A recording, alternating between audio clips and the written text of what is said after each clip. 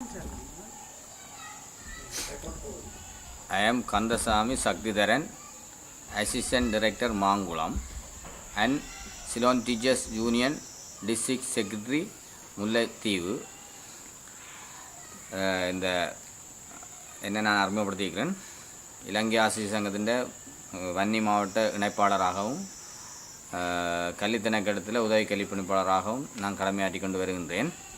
கடந்த பல வருடங்களாக பல பாதிப்புகளுக்கு உள்ளாகியிருந்த வன்னி பிரதேச மாணவர்களின் நலன் கருதி செரண்டிப் சிறுவர் இல்லம் என்ற அமைப்பு, அதன் தலைவர், அதன் இணைப்பாளர்கள், அதன் பணிப்பாளர்கள் பல வேலை திட்டத்தை வன்னி பிரதேசத்தில் முன்னெடுத்து வருகின்றார்கள்.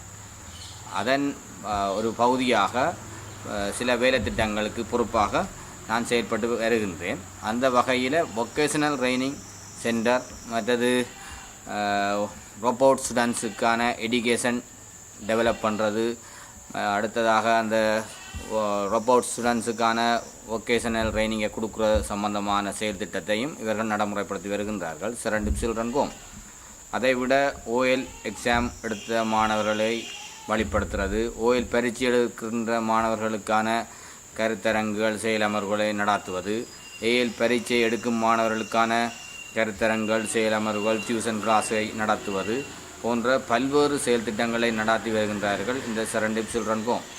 அதைவிட முன்பள்ளி பருவத்தின் கல்வி அபிவிருத்திக்காகவும் ப்ரீ ஸ்கூல், அதாவது முன்பள்ளி பாடசாலைகள் பலவற்றை மாடல் பண்ணி வருவதுடன் முன்பள்ளி சிறார்களின் கற்பித்தல் நடவடிக்கையில் ஈடுபடுகின்ற, ஏற்கனவே எமது பிரதேசத்தில் அந்த ட்ரைனிங் பண்ணப்படாத, அதாவது ப்ரீ ஸ்கூல் ட்ரெயின் பண்ணப்படாத ஆசிரியர்களுக்கான ட்ரைனிங்கையும் ஒரு மாதமாக தொடர்ச்சியாக கொடுத்ததன் பிரயோசனமாக இவர்களின் எல்லா கல்வி ஓட்டத்திலும் இவர்களின் ஆர்வம் தென்படுகின்றது.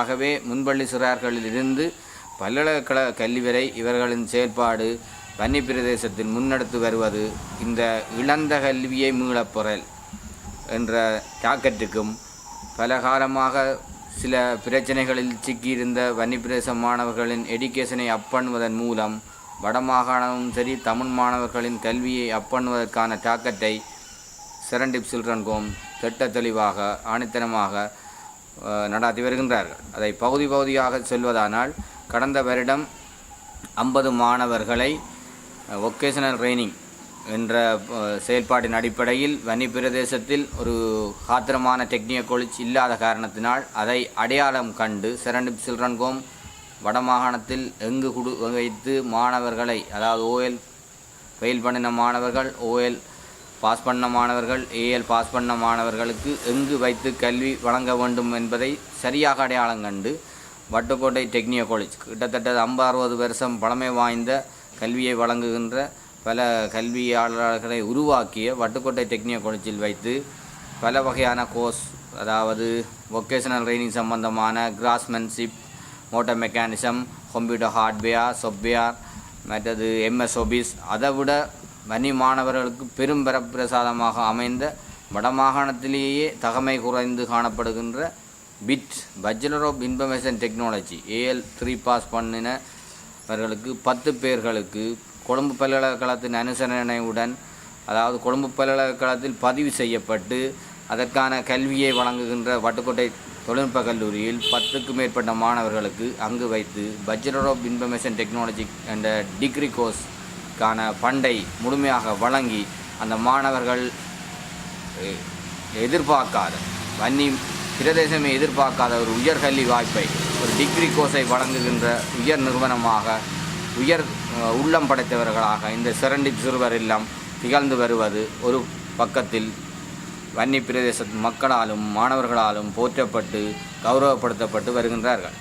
அடுத்ததாக ஏஎல் 3 பாடம் பாஸ் பண்ணினவர்களுக்கு நர்சிங் என்ற ட்ரைனிங்கை கோலிக்ரோஸ் கான்வென்ட்டில் வைத்து நர்சிங் என்ற ட்ரைனிங்கை 25 மாணவர்கள், வன்னி பிரதேசத்தில் அடிவரமைப்பட்டவர்கள், பல பாதிப்புகளுக்கு உட்பட்ட மாணவர்களை ஐடென்டிஃபை பண்ணி அந்த 25க்கும் மேற்பட்ட மாணவர்களை கோலிக்ரோஸ் கான்வென்ட்டில் வச்சு 3 வருட ட்ரைனிங்கை வழங்கி வருகின்றார்கள். 3 வருட ட்ரைனிங் முடிந்தவுடன் ஃபியூச்சர் ஜாப் ஆப்பர்ச்சுனிட்டி அதாவது ஒரு ஆசிரியர் பெறும் சம்பளத்தை விட டபுள் மடங்கு சம்பளத்தை பெறக்கூடிய வாய்ப்பு இந்த நர்சிங்குக்கு இலங்கையில் உலகத்திலும் இருக்கின்றது. அதையும் ஐடென்டி பண்ணி சரியான இடத்தில் செரண்டிப் சில்ட்ரன் ஹோம் ஐடென்டி பண்ணி அதை அங்கு கோலிக்ரோஸ் கான்வென்ட்டில் வைத்து அந்த மாணவர்களை பயிற்சி படித்து வழங்குகின்றார்கள்.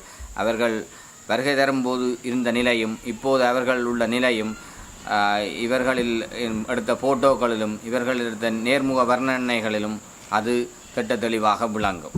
மேலும் ஓஎல் பரீட்சையில் 29, 30, 40 வீத சித்தியை மட்டும், அதாவது 100 மாணவர்கள் வன்னி பிரதேசத்தில் வன்னி பிரதேச ஒரு பாடசாலையை 100 மாணவர்கள் கற்கின்றார்கள் என்றால் ஓஎல் அதில் 40 மாணவர்கள் தான் ஓஎல்லை சித்தியடைவர்கள். 40, 35, 50க்கு உட்பட்டவர்கள் தான் சித்தியடைந்து வருகின்றனர். அந்த ரிசர்ச்சை 60-70 வீதமாக உயர்த்த வேண்டும் என்ற தாக்கத்தில் இந்த வருடம் களமிறங்கியுள்ளனர் செரண்டிப் சிறுவர் இல்லத்தினர். ஆகவே அந்த வகையில் என்றுமில்லாதவாறு ஓஎல் டியூஷன் கிளாஸ் என்ற போர்வையிலும் ஓஎல் மேலதிக வகுப்பு என்ற போர்வையிலும் ஓஎல் கருத்தரங்கு என்ற போர்வையிலும் முல்லைத்தீவு மாவட்டத்தில் துணுக்காய் கல்வி நிலையம், முல்லை கல்வி நிலையம், கிளிநொச்சி கல்வி நிலையம் போன்றவற்றில் ஓஎல் மாணவர்களுக்கான இலவச வகுப்புகளை வழங்கி வருகின்றார்கள். இது நிச்சயமாக வன்னி பிரதேசத்தில் ஓஎல் சித்தியடையும் மாணவர்களின் வீதத்தை இந்த வருடம் அப்பண்ணும் என்பது திட்ட தெளிவானது. கடந்த வருடமும் முல்லைத்தீவு மாவட்டத்தில் இப்படியான செயல்பாடை எடுத்திருந்தார்கள். தற்போது மாலை நேர கல்வி என்று இல்லாமல் முழு நாள் கல்வியை வழங்குவதற்கு முன்வந்த இந்த செரண்டிப் சிறுவர் இல்லத்துக்கு இலங்கை ஆசிரியர் சங்கம் சார்பிலும் வடமான கல்வி சமூகம் சார்பிலும் கல்வி அதிகாரிகள் சார்பிலும் எனது நன்றியை நான் எப்பவும் தெரிவித்துக் கொள்வதோடு